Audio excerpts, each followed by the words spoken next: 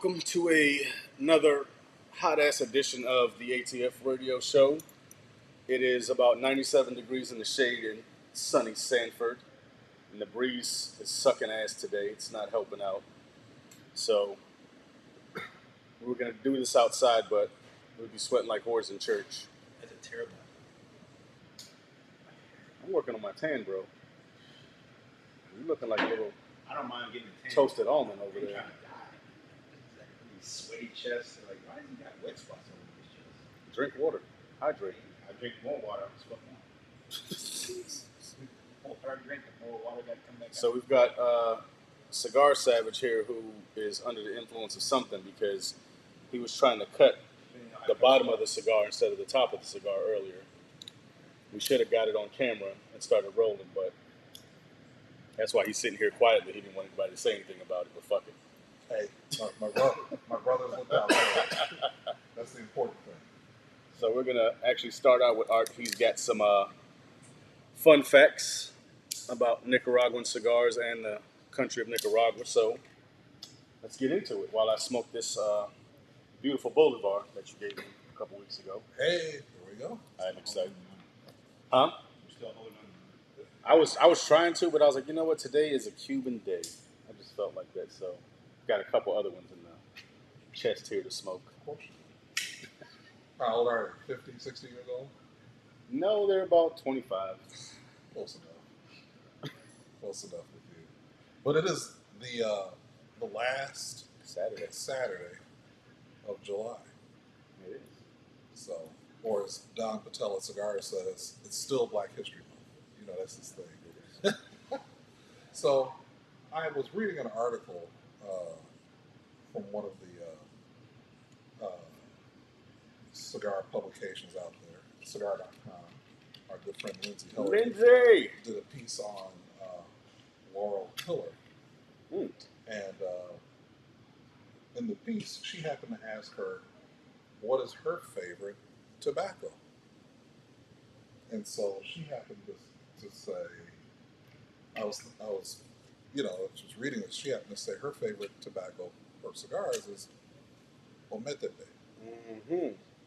And so I had never heard of Ometepe in terms of the tobacco or wherever. And so, of course, I had to look it up. Well, the reason, I'll tell you before you go on, is because Ometepe is a very, very, very hard leaf to work with. It is not something that, and you can see rollers like from Padron, Davidoff, all these guys who've been rolling for hundreds of years, even they use it sparingly because it's just such, number one, it's a powerful leaf and it's hard to balance. So even for those guys who've been doing this for generations, it's a hard leaf to work with. Same thing with, you know, we were talking about that last week, the colored oro leaf. Yeah. Another one that there's a few people who can do it right. Yeah, she mentioned that as well. Everybody else fucks it up, and it's not because they're bad at it. It's just because they're just not good enough. They're good at what they do, but you have to be exceptional to work with these two leaves and do it really well. I appreciate that context and backstory. And so I didn't even know where Ometepe was. And so I looked it up, and of course, it's in Nicaragua because it seems like everything is coming out of Nicaragua these days. So I've discovered that there are primarily 4 major regions in Nicaragua for tobacco. Esteli, of course. Condega, Jalapa, which I've heard of, and Ometepe. And each of these regions possesses different soil and climatic conditions, which imbues tobacco with a variety of characteristics. So Esteli being one of the largest cities, is where most of the tobacco manufacturers are located. So it features that hard black soil that gets a lot of sunlight during the growing season, and it yields a typically heavy, full-flavored leaf, and it's real hearty in terms of its taste. And that's the home of the largest cigar manufacturing plant in the world. Is that Jonathan Drew? Yes, sir. Yep. And so then there's the Condega Valley, which is north of Esteli. The soil there is rocky, and most of their tobacco is sun grown and it's thinner. So, and about 70% of the tobacco grown in Bodega is considered filler. So it does produce a small amount of rich tobaccos that are excellent for wrappers.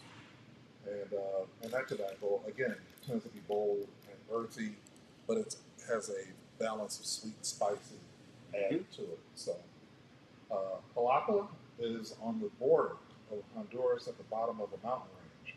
And so that's that fertile soil with that red clay, which reminds me of my trips to Georgia, you know, that red clay. And it produces a very smooth, creamy, sweet tobacco. Now, some of it can be full bodied, but most of it tends to be on the mild side, and a lot of beautiful wrappers are produced in Jalapa. And they said if you ever drive from Esteli to Jalapa, make sure you have an experienced driver because it's one of the most dangerous roads to travel. Very much so. Very much so. And then, interestingly, and I can see why Laurel Hiller was a fan of Ometepe, it is a volcanic island located in Lake Nicaragua. It's created by the twin volcanoes Concepcion and Madera. And Concepcion is still active. So that island, the soil, is extremely fertile, allowing for ideal conditions to grow. And to your point, Ometepe tobacco can be very pleasant in small amounts, but it has a very dominating flavor. And so tobacco grown there can be sweet. However, it runs the risk of carrying a metallic taste if it's not perfectly blended. So that speaks to your point about it being difficult to manage, and you really have to know what you're doing. Yeah, it's one of those things where it's very hard to use it as a binder leaf or a wrapper leaf.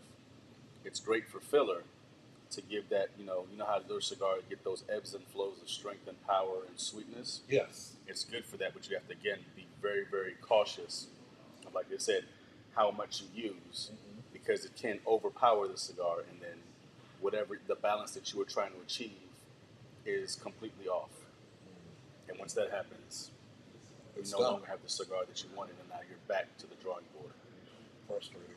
So I can see why Ometepe is great for wrappers because it has some of those same characteristics as Ecuador with the volcanic activity.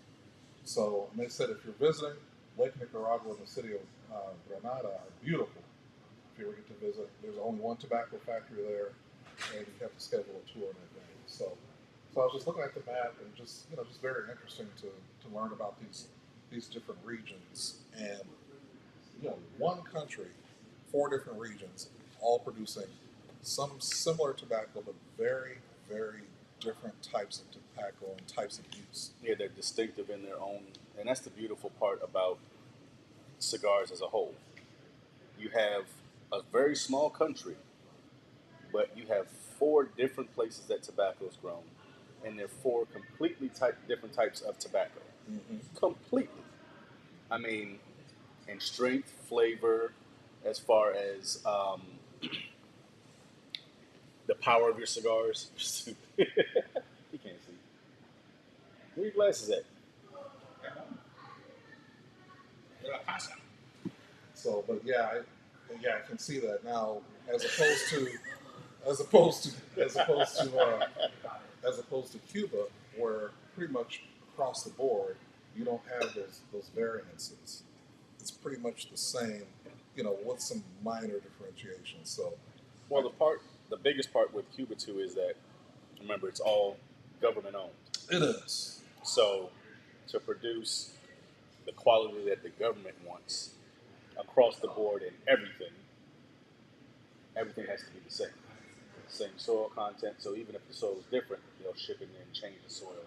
Yeah. And then you notice that about different countries who grow, they will bring import soil in, or they'll actually infuse different types of soil treatments in order to change the properties of the tobacco, to make it smokier, to make it sweeter, to make it heavier.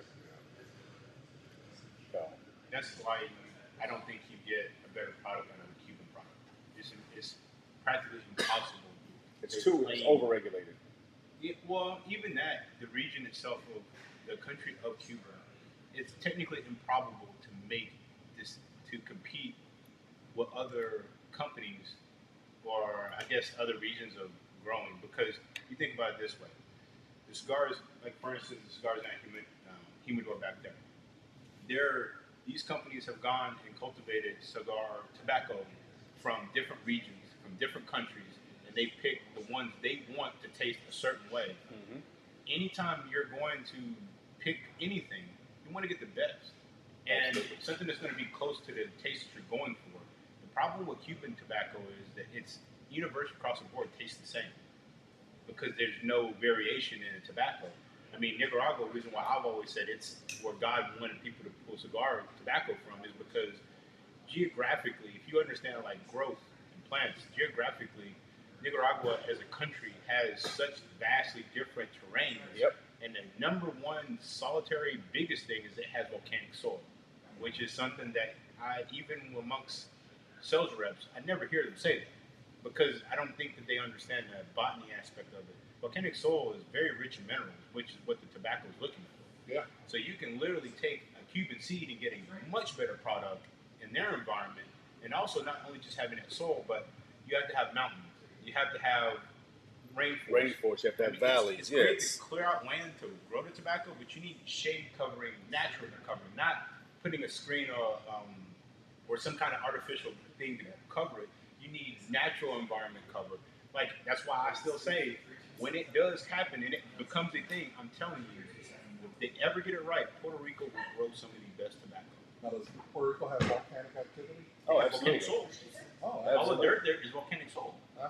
And it has all the mountains, it has all the rainforests necessary. And if you want to make the growing region, what is it? I can't even say it. I don't even want to say it wrong, but the rainforest in the middle of the island is perfect. Like, I've seen the dirt in Yucca.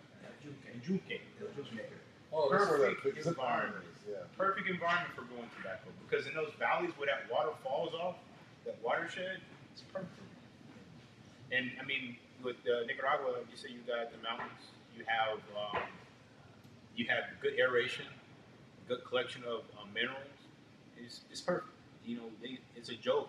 I heard on the island all the time. Every time I go to the island in Puerto Rico, you throw a seed and you have a rainforest the next day because literally the soil is designed to grow anything. Literally, their whole agriculture was whatever crop sells is what we're planting.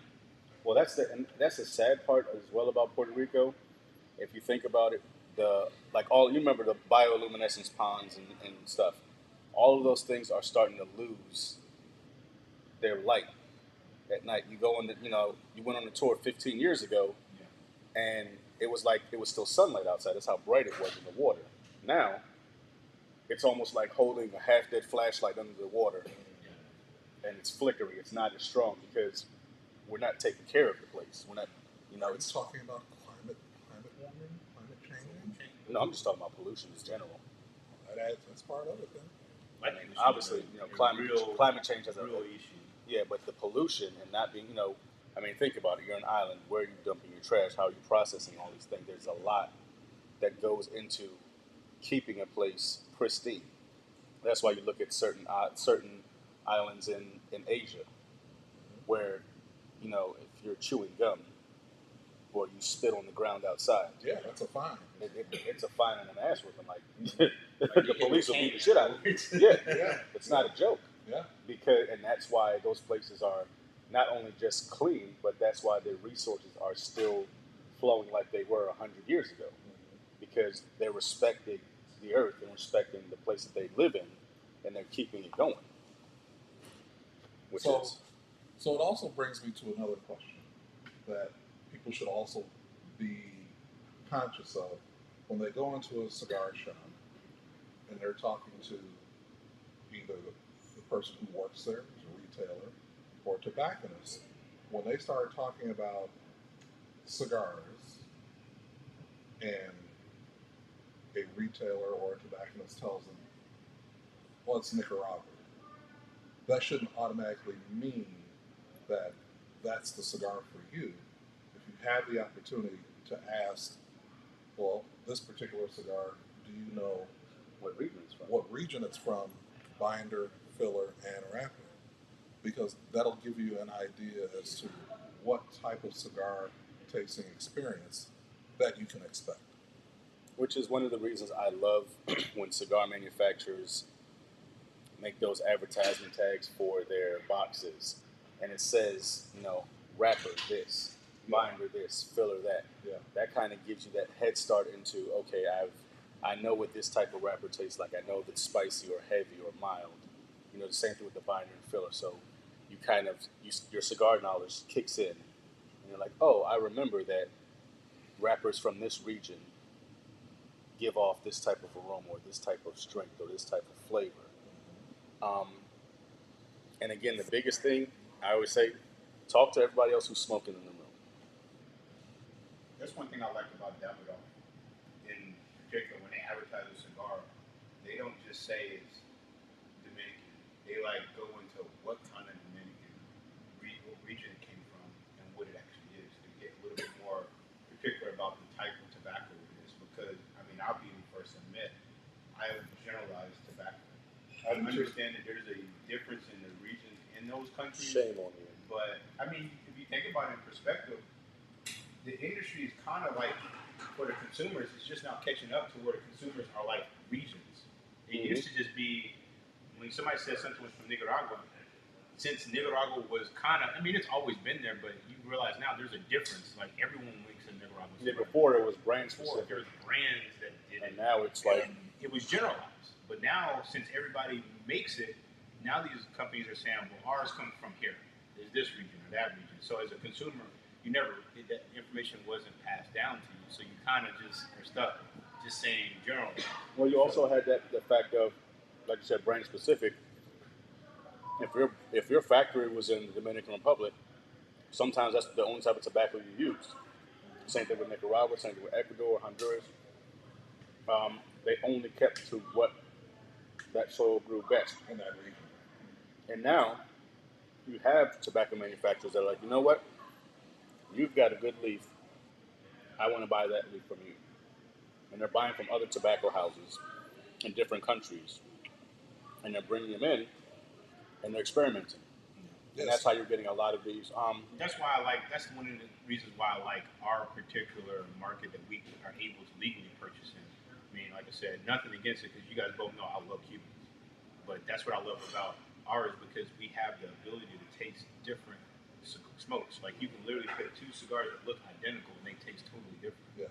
That's why when you go into a lounge and you're going based on wrapper, you might lose, even if you know what you're looking for, because it doesn't necessarily, it looks like it's supposed to taste one way. And you assume because of the blend it is, but it won't. It happens a lot. Which is why I say, when everybody was so excited about Cuban cigars being available again, I'm like, great. Go ahead and waste your money and spend a lot of money. Pay overpay for them. I said, because when they run out, because they will, unfortunately, because they do not, the supply does not meet the demand for them. It's already like that now. Right. The demand it's going to be a 2 and 3 year wait for certain cigars. And guess what? Then you're going to come back to your Ecuadorian cigars, your Dominican cigars, your Nicaraguan cigars, and you're going to find it, man, for a fifth of the price, and it's a steady flow. These cigars are always here. I can truly enjoy cigars, and I'm, again, like you, I love Cuban cigars, I really do. But for me, the strength, flavor, and complexity just isn't the same as it is in the rest of the world.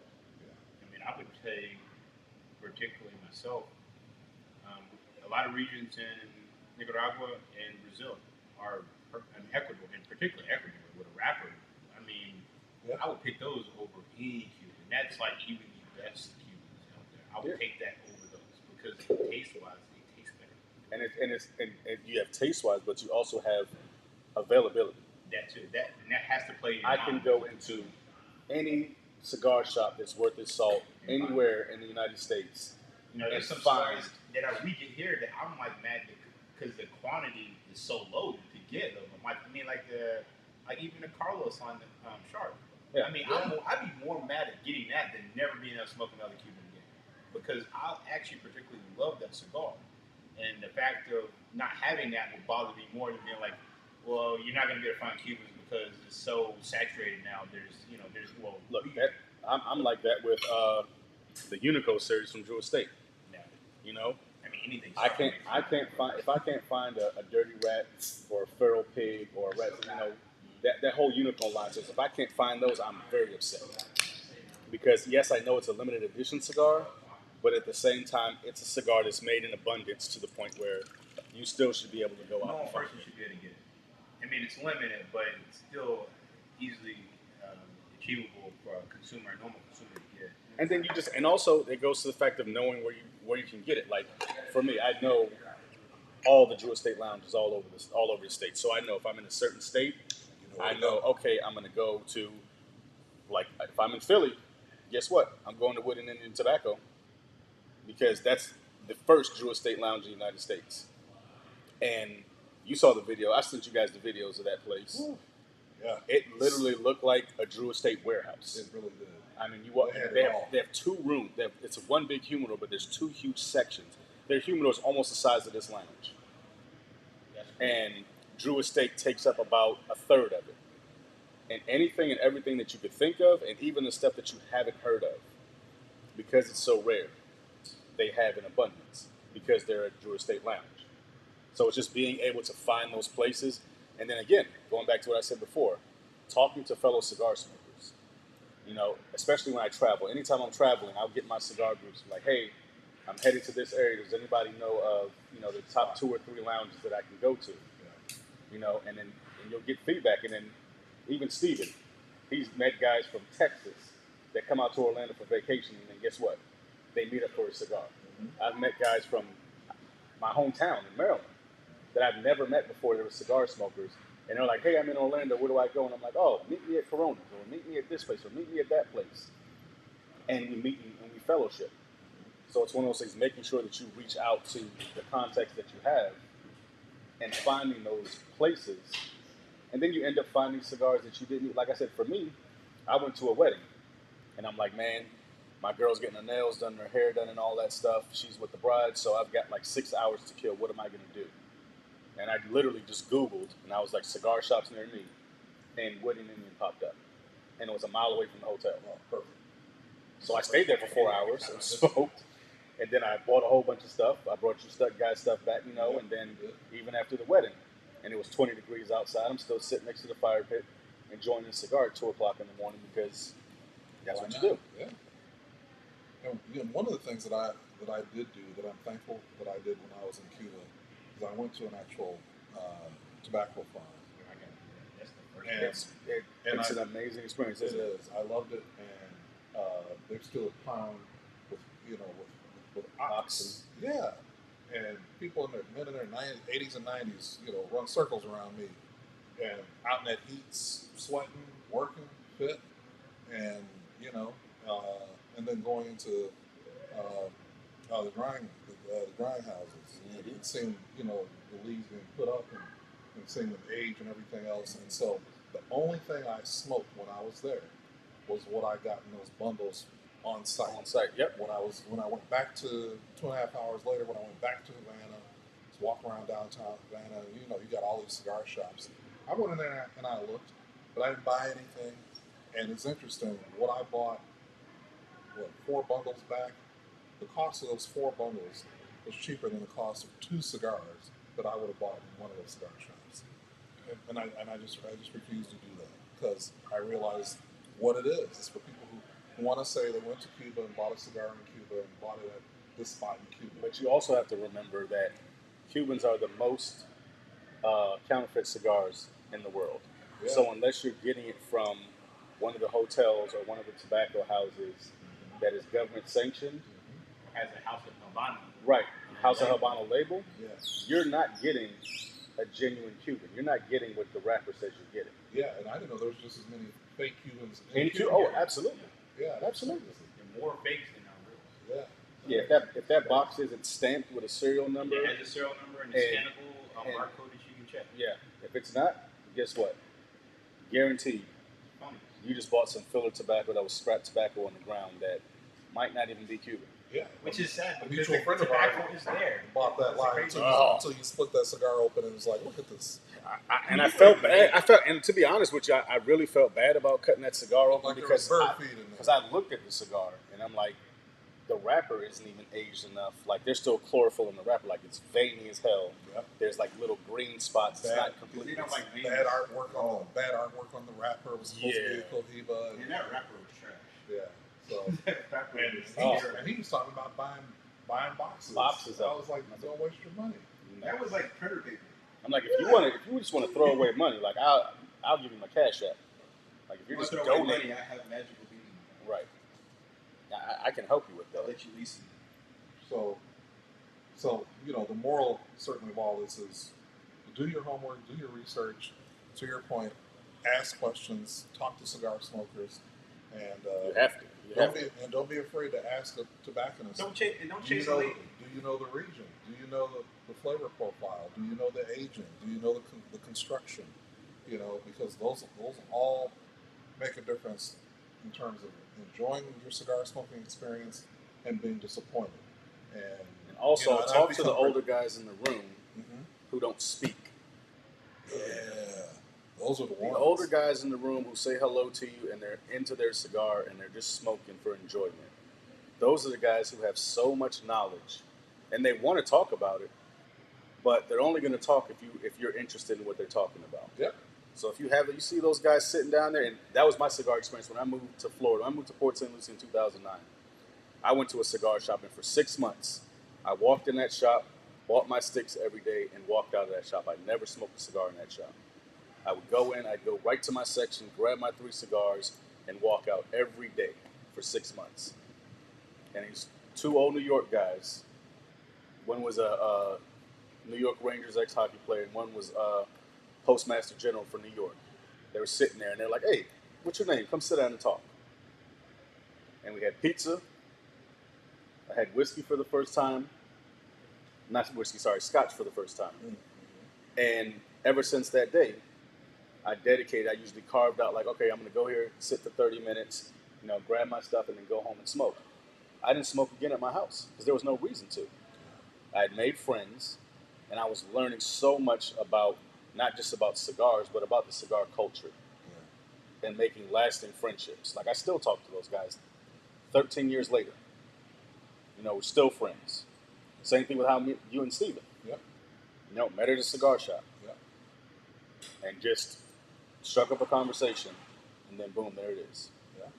And for those who have the resources, I will also freely admit I finally got my new passport. Oh, yeah. So I'm good for another 10 years. And so for those who have the resources... I heard you getting flued out. Oh, no. Yeah, he's getting flued out. All right, then. Yeah. You didn't have a good price, right? But... hey, flew out to Rincon. Oh, Rincon. So he got to put out. You know you fucking, right? You on the fucking side of the menu. That's okay. All right. It's okay. She's going to have a driver and everything for you. I got a driver for her, so there it is. But for those who have the resources, to travel, get your passport. I've read a disappointing statistic that only 10% of Americans have their passport. 10% in a country of 335 million people. Only 10% of Americans have a passport. Look at the amount of people who actually leave their own state. Not even leave their own state. Let's go to leave their own county. Yeah. I'm trying to be nice about it. No, leave your own state. No, when I moved to Port St. Lucie and talked to people, a lot of the people that I met had never gone to Miami. They hadn't gone past West Palm Beach, which is a 30-minute ride away. They've never been to Orlando. They've never been to Jacksonville, never been to Fort Lauderdale. They've never been to the Keys. I'm like, you live in the most traveled state other than New York, the most visited state by tourists. And you have 4 or 5 other major cities with shit ton of attractions. All different things. And you've never been 30 miles outside of your house. Yeah. It's insane. It's common. When I moved to the suburbs of Chicago, and my friends and neighbors would, where are you headed? I'm like, I'm going into the city. For what? Why are you going into Chicago? Restaurants, nightlife, culture, people. The world is there? Yeah, the world is there. You're not there? Yeah, that too. But it's surprising how many people live just outside Chicago city limits will not go into the city. So and experience all it has to offer. But it's unfortunately some of the reasons why, from a world perspective, Americans have that reputation. They think everything is like America when they go someplace else, and they act a fool and don't know the customs and don't take the time to research where you're going, what are the customs, what can I pick up and learn here. I'll tell you one thing: when you go to another country, Americans will be Americans when they get there. Yes, it's crazy because you get there and you're like, why are you guys doing this? It's not how people do it. Well, I think the other thing too is that when you look at it from an entertainment perspective, you have American television. Yeah. Right? Yeah. And other than probably maybe 4 or 5 countries, those countries are depicted in a very positive light. A lot of the other countries, even like some of the Western European countries, they're depicted in a way where, they don't have running water, or they don't have these amenities that we do here. And when you get there, you realize that that's not the truth. Like, I mean, there are a lot of places that I've gone, Macedonia, Kosovo, places like that, Bulgaria. Number one, the cities are beautiful. The people are great. And there's nothing missing from that life that we have life in America. Like, every single amenity that you can think of here is there. And this is kind of weird to me. But I mean, it's the same, it's kind of vice versa to the depiction of America. People don't think of America as a small country, but America is the United States of America is a very big country. It's a very diverse country. And I think people miss that when they come here. It's hard to try to convince them otherwise.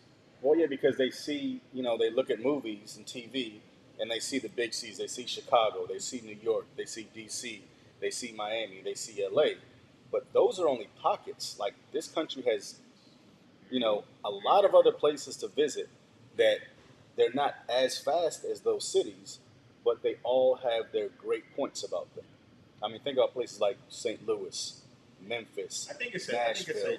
a double-edged sword. Where I think it's the same way both sides. I just think sometimes people look at it one side or the other, but people will say, well, we don't know a lot about them. But I think neither one of us know a lot about each other, and that's kind of the thing, overarching thing. Well, and you raise a good point, because the more you learn about different areas, different cultures, the more experienced and balanced you are, and the more knowledge that you have, and you're better off, learning more about different people, different cultures, different countries, different customs, different food.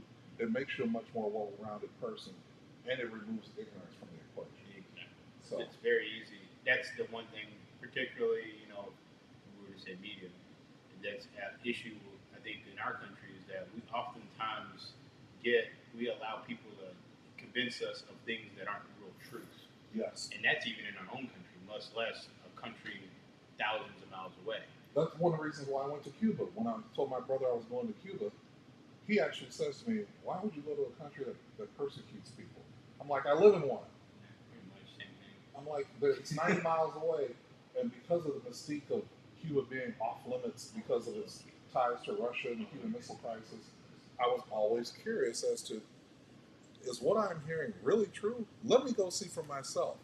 And as I told you both, I didn't want to come home. I had an amazing time. And to Stephen's point, it's the innocent ignorance of it all. Yeah, and and people form their own opinion. And people buy that hype as opposed to finding out for themselves. I wanted to find out for myself.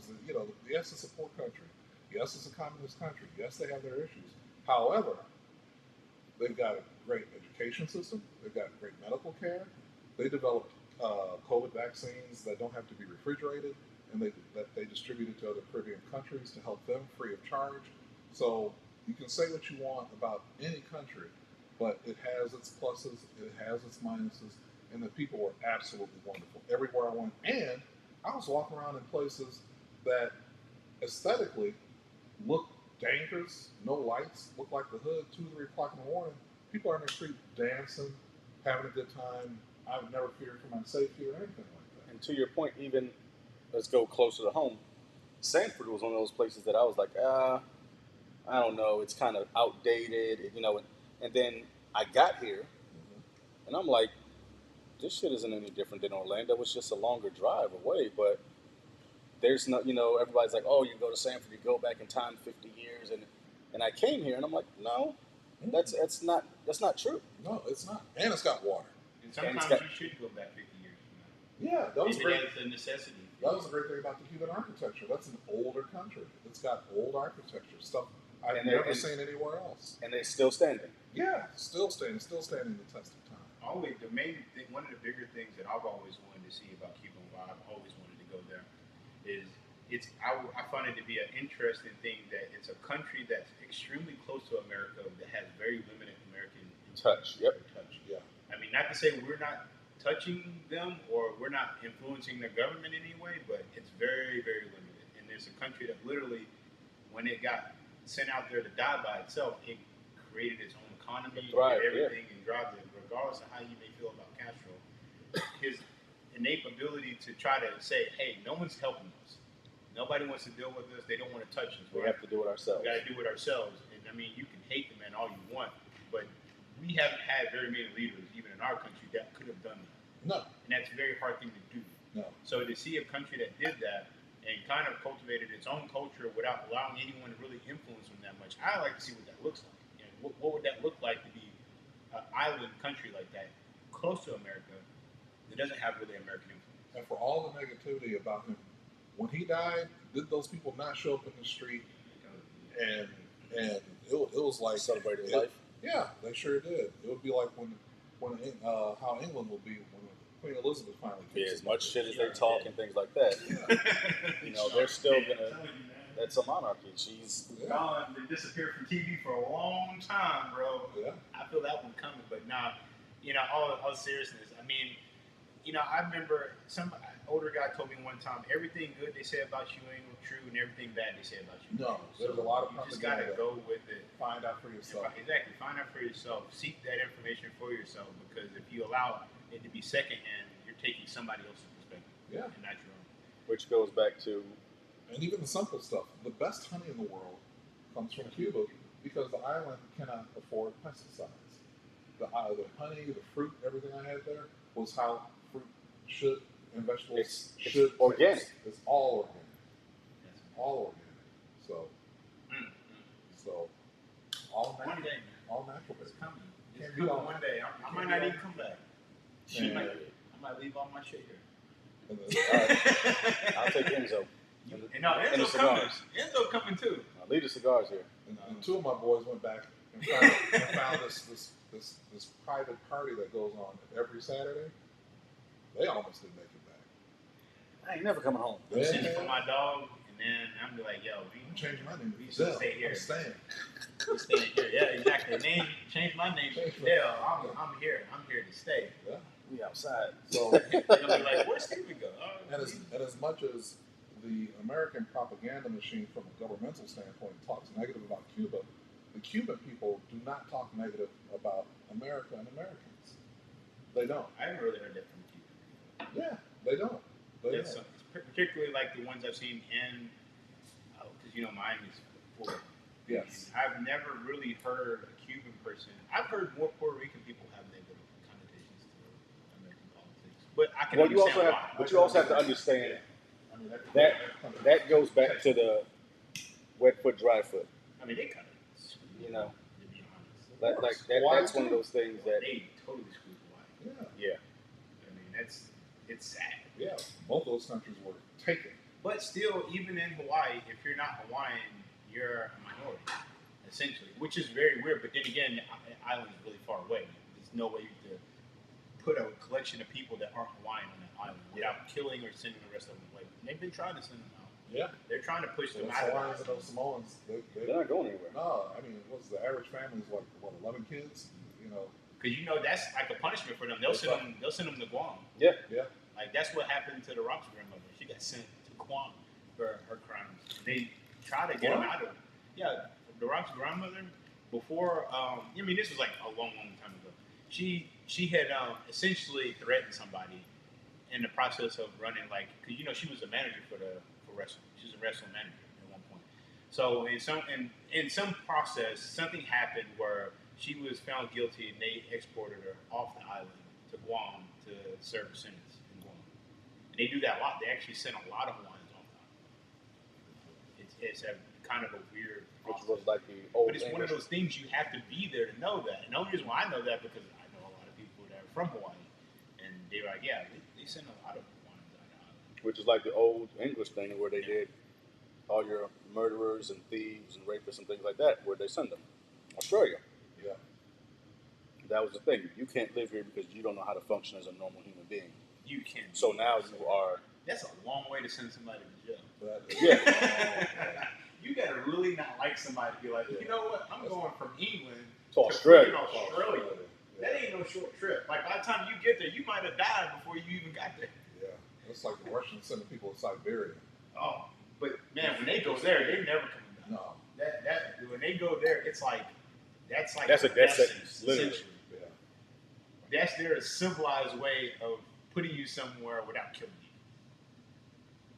When you get there, you want to wish you hadn't died before you got there. Whatever. Yeah. I had a friend that he works with NASA in the tech world, and he used to go to Russia a lot. And he was like, "You think laws in some states here are bad? Bro, you break a law out there, it's over." Like, and he was like, "There's like a 90-something% conviction rate." Yeah, they don't fuck around. They don't mess around. When you're arrested, you're going to go do whatever they said you did. You know, you're guilty of that. You already did it. Yeah. You did it. We're just doing this formality thing. Yeah, but you just for the sake of saying you had due process, but there ain't no real due process. Just go ahead and admit to it. Yeah. And your sentence is a little short. Until you say what we want you to say, and then you're going to jail. So. Ask Brittany Griner. Man, but that deal is trash. Like they're going to negotiate an arms dealer. Well, not only that. Hey, there's another person that they asked for. I mean, think about it. Who's in a German jail? So the U.S. doesn't even have jurisdiction over this individual. Yeah. They added another person to the request list. Yeah. So now, if they get them out, the U.S. has to work with Germany to convince Germany to release this other prisoner. So, like, if they wanted to make us mad and kind of divide the country, that was an easy one right there. Because I don't think anybody's like, yeah, let an arms deal go. That's a good idea to Russia of all places. Yeah. But they could have made a better deal than that. Sleepy Joe to wake up and be like, "Hey, no dice." But like, I mean, but the other side of the coin is. He proposed this deal back in June. So, but the other side of the coin is, what is an American life worth? Not an arms deal. Whatever you decide the cost. That's cold, but that's my. But no, and I agree. I agree. But I'm just saying, the general public who isn't as knowledgeable about the people that they're asking to be released, they're just like, oh, it's another person. Go ahead.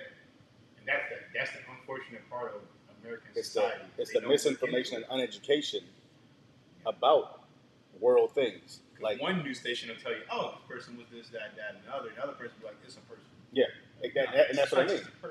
The majority of them are going to say, oh, it's just a Russian national. They're not going to say what that person did.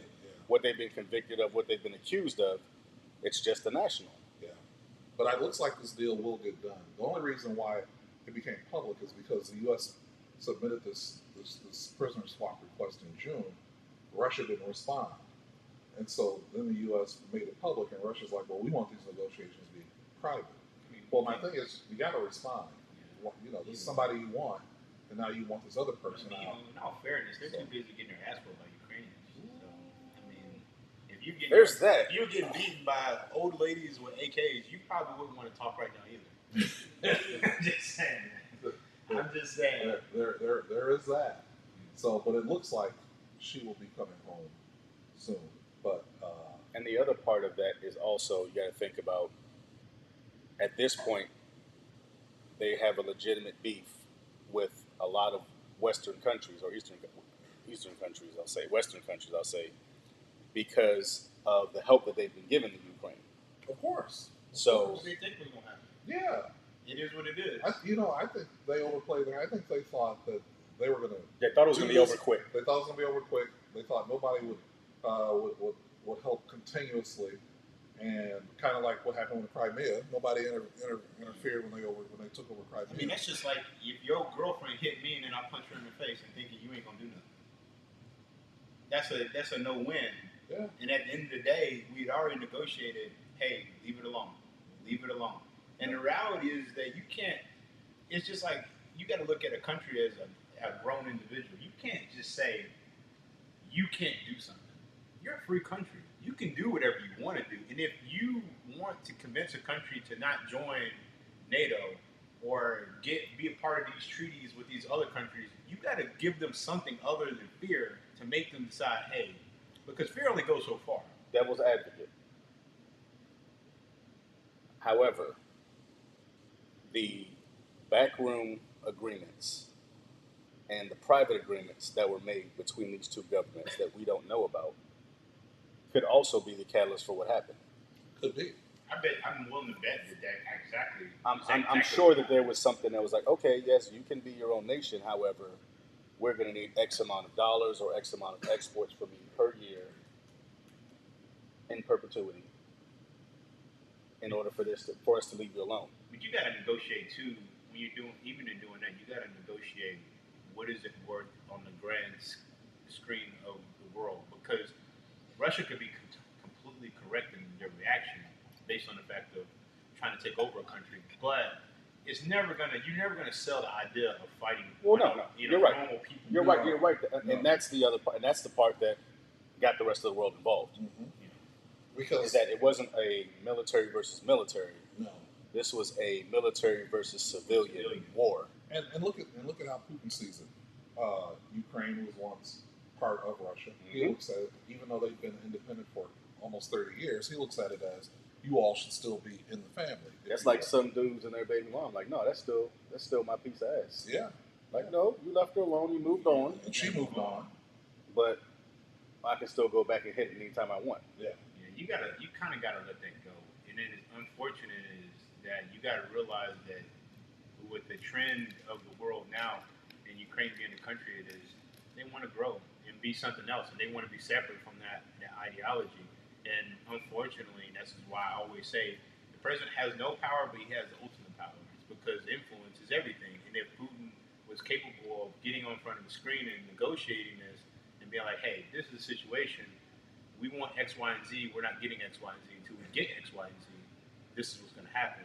Rather than just, this is our land and we're going to take it. Yeah. And now we're going to, because then ultimately, if you look at the conflict, it's not, they're trying to take it, but they're being very delicate very nice about it, yeah. Because they could do a lot worse. But then again, they know if they do that, but they're in the public eye. They're in the public eye, and they know America will ruin their whole world if they decide to do that. Not to mention, it'll drag on. And I think that's why he's doing it that way, because he's like, if we keep America out, these other countries aren't going to do anything. They're just going to watch, because they've always been watching. Yes. And they're never going to get involved, because they don't want to lose any infrastructure. They don't want to lose any.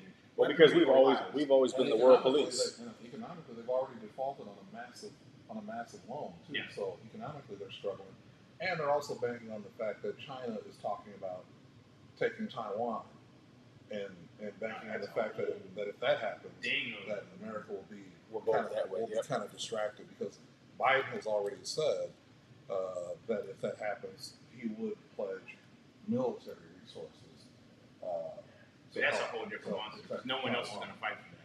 We have to step into that situation, unfortunately. If we feel that would be in the best interest of not just the world, but the United States interest, we have to. We'd have to literally say, you got to go through us first.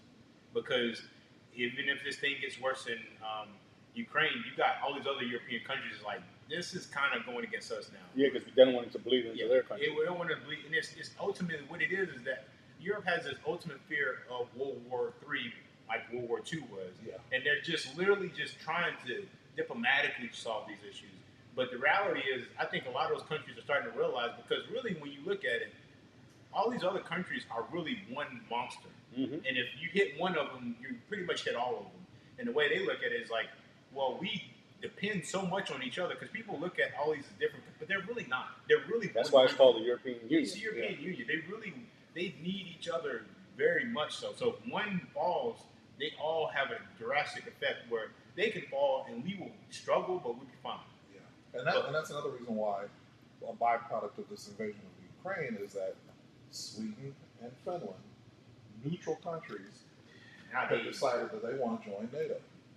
You know, they look at it as their interests. Well, ultimately, you know, we need to partner up because we could be next. To think about those countries, especially Sweden. Yeah. Sweden they always been like, yo, we don't care. Y'all go kill each other, all that. Just don't bring it to our door. Yeah. Just don't touch nothing over here. Don't touch shit. Just leave it alone. And they've been, luckily, their geographical location and their borders are mountains, essentially. So really, you got to be very, very strategic on even attacking them. So they know that. So for them to say that tells you that there's a lot of other things that we aren't seeing. A lot of things economically that are at stake. Exactly. They're at stake for this. So, but we delved off as we typically do, got into some of the geopolitical stuff, man. You know, people don't be talking about it sometimes. You know? But they need to because people don't know. What you smoking, Steve? Oh. You ever had one of these? No, I'm not. You haven't?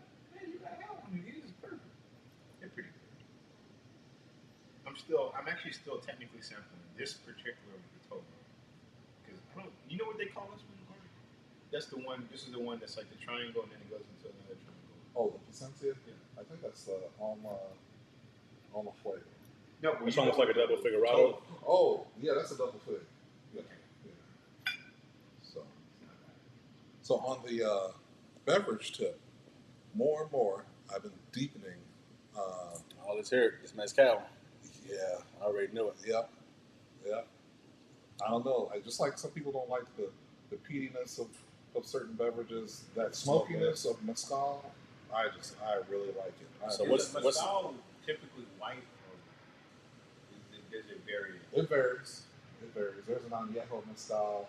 A lot of the mezcal that you see is mostly white though. But yeah, there are variances in color and smokiness and sweetness. So that's one. So you took me off to the Clase Azul. Even though they have a tequila, they also have a mezcal. Casamigos has a mezcal as well. So, but yeah, and to me, it pairs well with cigars because of that smokiness. Yeah. So what's the new favorite? Right now, it's that Casamigos and that Clase Azul. Some good stuff. Really good. Actually, we drank a whole bottle of tequila Sunday. That's the most tequila I think I've ever drank in my life. But it wasn't too bad. So, and I went back to my old standby last night. The Woodford Reserve. The Double Oak. Yes, ran into some people at Corona Lake Mary yesterday, and so bottled down. Oh damn.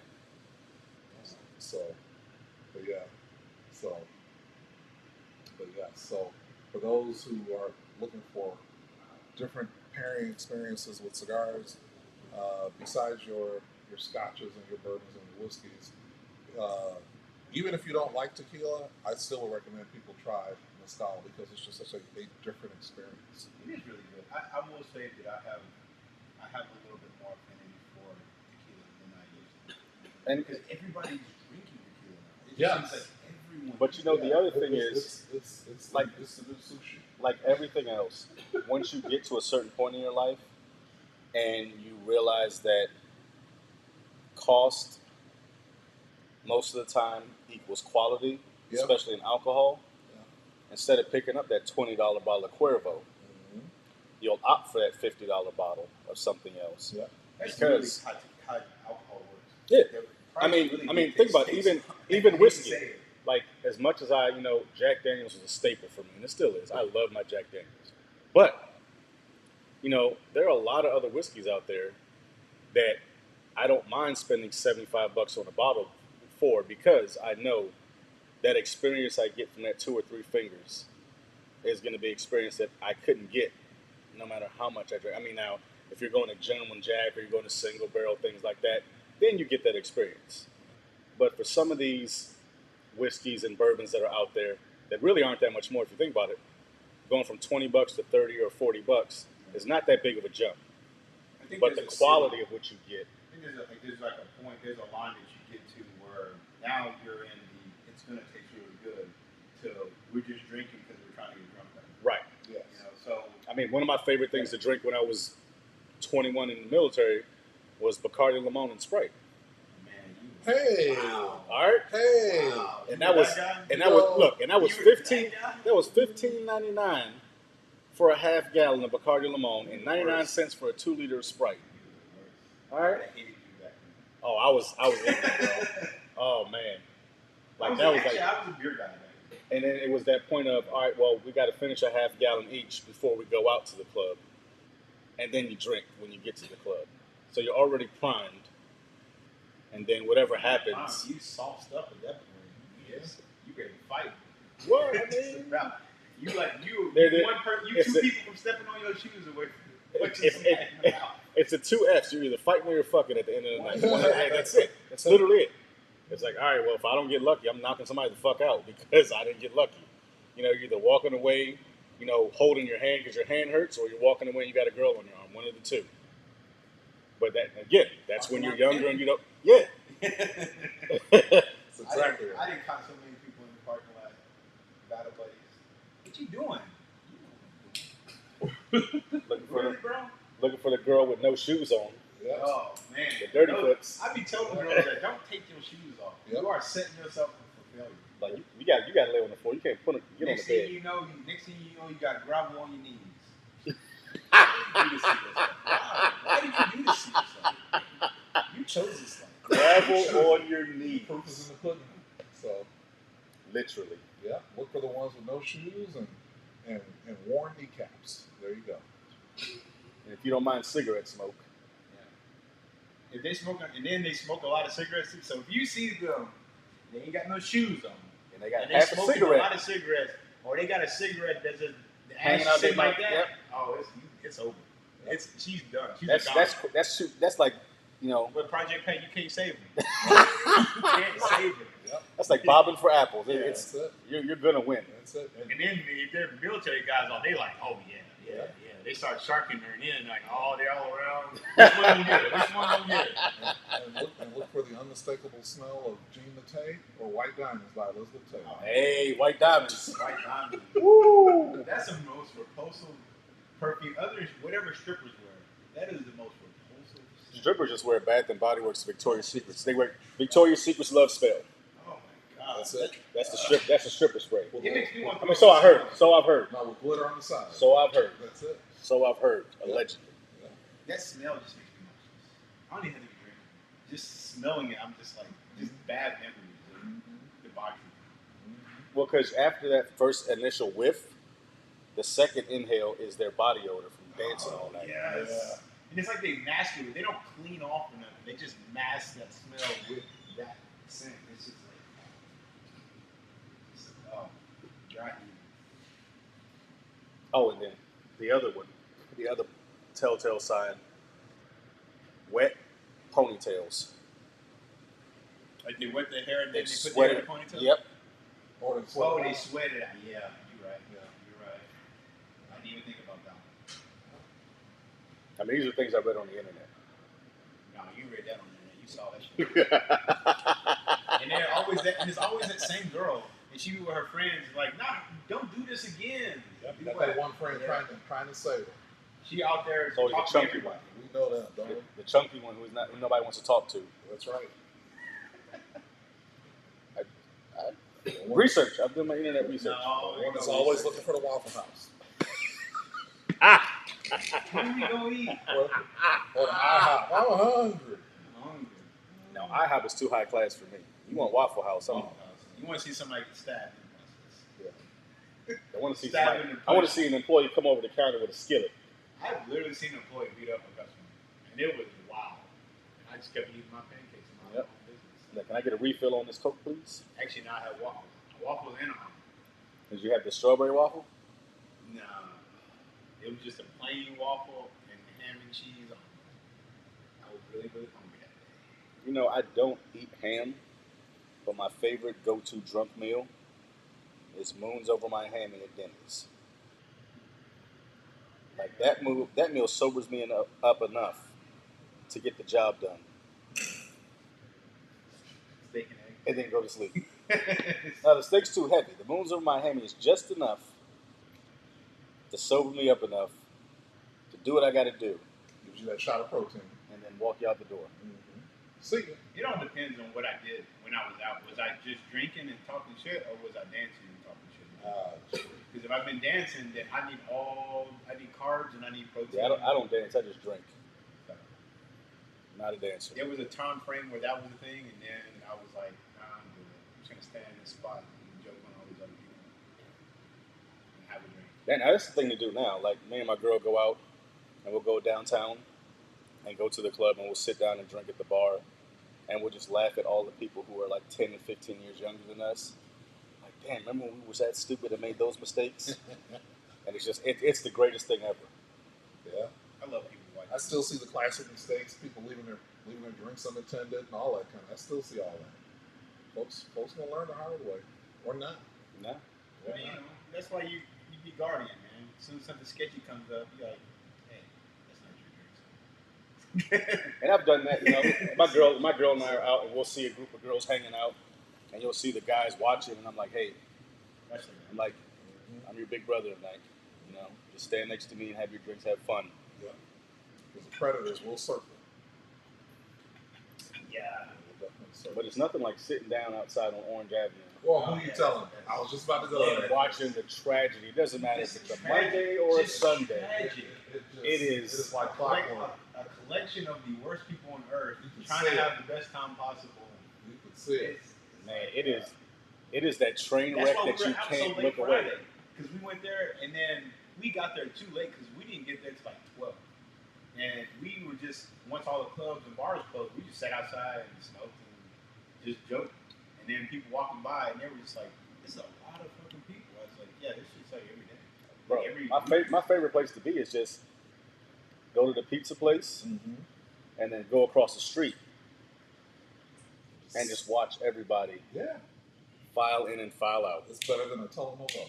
Oh, man, it is. You see people trying to hit on people and then that last, like what on Chappelle Show, that last effort to get some, and they be trying hard. Like that. Lights come on. We were sitting over, we were by Henson's, and we were sitting, there was girls over there. She was just looking for anybody, man, at this point.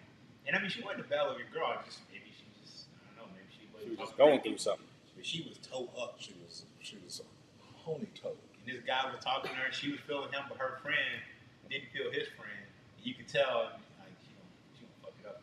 Cop walking. Just watching, putting on this smooth game. She giggling. You in it now? That's it. That's it. See, that's when that's that he gonna get something giggle. And why are you wasting time? Just go ahead and go. Y'all keep moving. Keep moving. Yeah. Let me walk you to your car. Before she pass out. Yeah. And they do a GPS location, so I know where you're at. Get some water in. Handle your business. But then also, as the friend, you have to know that sometimes you got to jump on the grenade. You do. Sometimes you got to just take the L for the night so that your boy can have fun. Yep. And if he's truly your boy, he will return the favor. Absolutely. That's right. That's right. Yeah, I'm thinking about going out tonight. And that's where the no picture rule comes into effect. That's hard these days. It is. Yeah, it is. Put your phone away. Somebody sent me a picture of me and you hanging out. Sure did. Sure did. I was like, what, we under surveillance? What the hell? And they didn't even send it to me. My girl's out of town.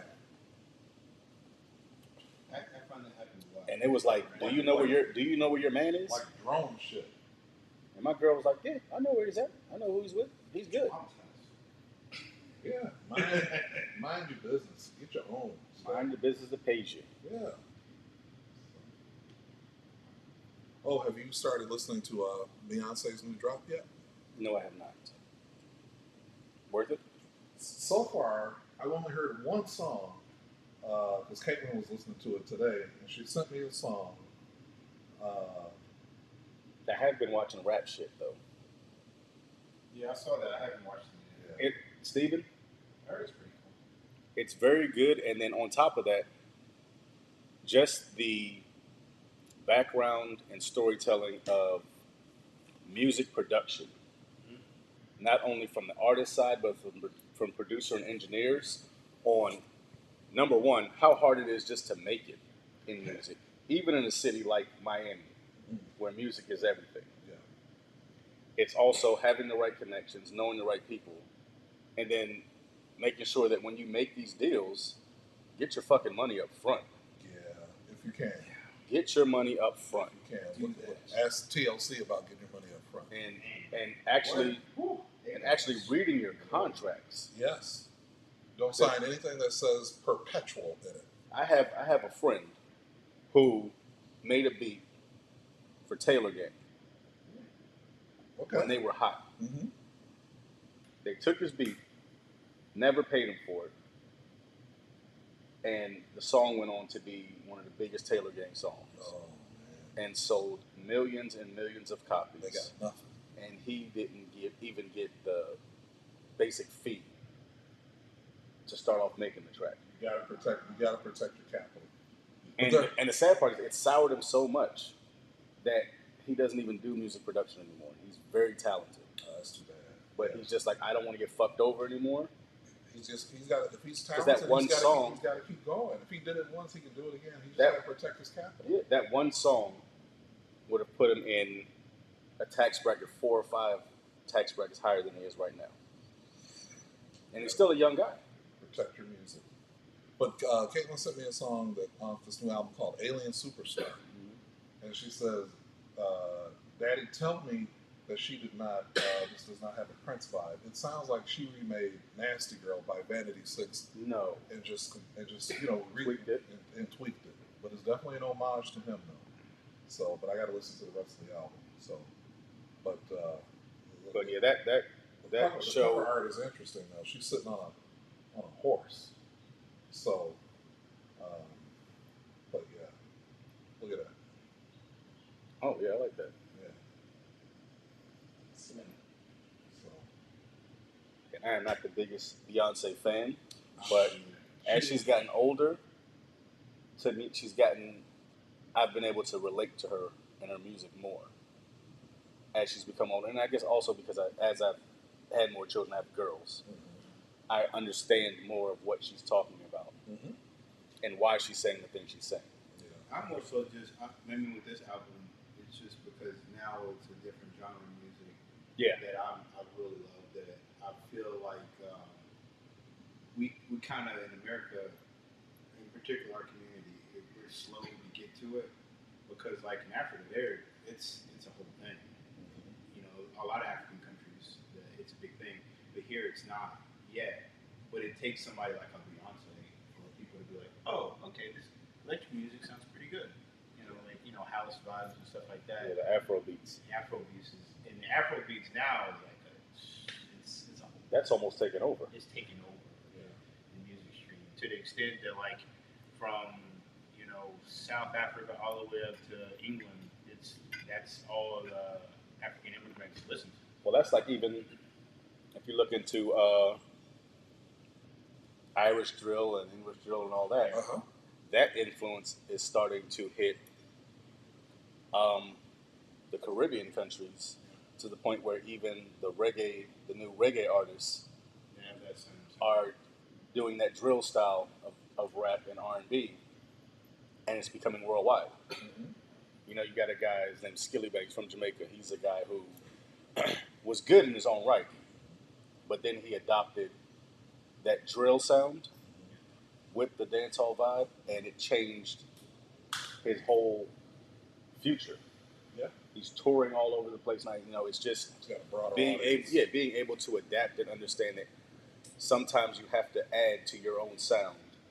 You have to be able to adapt. That's why Beyonce is able to continue making music and be relevant, because she's adapted her sound to different kinds of sound. You listen to all of her albums, her solo albums, from the beginning to now. Even though I don't care for her music necessarily, not that she's bad, I just like singing Beyonce more than rapish singing Beyonce. Yeah. But you listen to her, she has adapted her sound, and unfortunately, whether I want her to sing or not, that aspect of her has made her grow.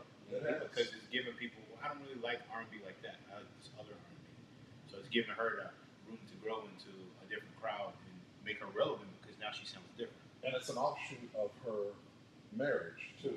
Mm-hmm. You know, you see what you have that influence of it sounds very the hip hop culture. It sounds very. But you know, it's interesting. She's 40 now. Whenever she drops a new album, I cannot help but think of the music had she lived that Aaliyah. Aaliyah, yeah. Because Aaliyah would have only been, she'd have been 42 this year, and I think she, you know, talented singer, songwriter, dancer, actress, and I just think had she lived, she'd have been right there. And you know who I liken that to, who's to me is an amazing artist, but to me she just doesn't put out enough music? Who's that? Sierra. No, she doesn't. She really doesn't. But you know. But I mean, I get she has a lot of other things going, but I think she's a very, very, very talented artist. Yeah. And it seems like she's really just settled into motherhood since she married Russell Wilson. I think that's her whole thing now. Yeah. It's just that motherhood lifestyle, like music is not. Now, you know who I do love is Jenny Aiko. Yes. I love Janelle. Man. Pussy oh my God. Man. I love her. Yeah. Her music and you know is who a else? whole experience. Now, you know who else? And I would say this, like, this is one of those girls, and this is my hall, this is my hall pass. And SZA. Tiana Taylor. Tiana Taylor's music is so underrated. It is. Man. Album-wise, she is a miss to me.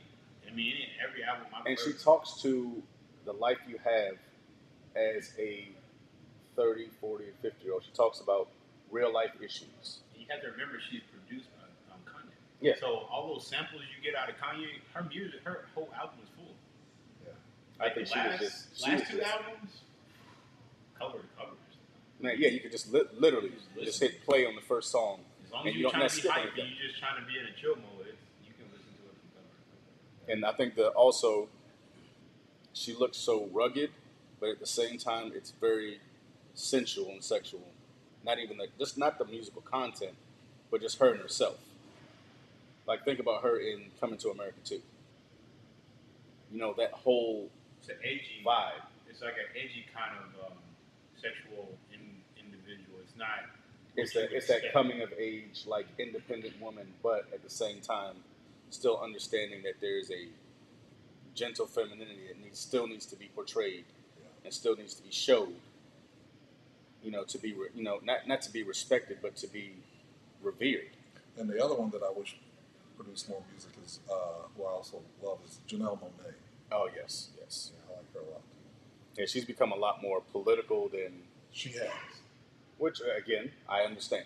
Yeah, her background there, I get it. Yeah, I do understand it. Yeah. I just like the fact that they're not just being entertainers anymore. Mm-hmm. Got something legit to say. Yeah. So. Even just to say something, actually having like a real purpose. Even from Portia from the Real Housewives of Atlanta. Like, she's another one who was just a pretty face. Mm-hmm. And then she got into activism and opened up a lot of people's eyes about situations that were going on that, you know, the normal everyday person wouldn't know because they don't listen to the news, they don't read a newspaper, you know, they just use social media to get information.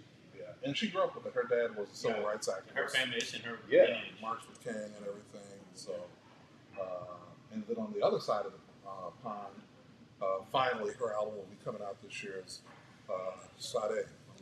Yes, I can't wait for that. Looking forward to that. That's my hall pass right there. So.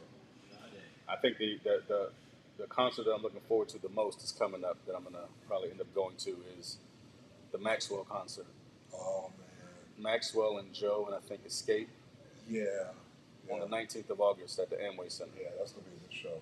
I think that's one of those, like, that's the type of music that I want to sit down and listen to that, you know, people aren't necessarily making anymore. No, he's legit.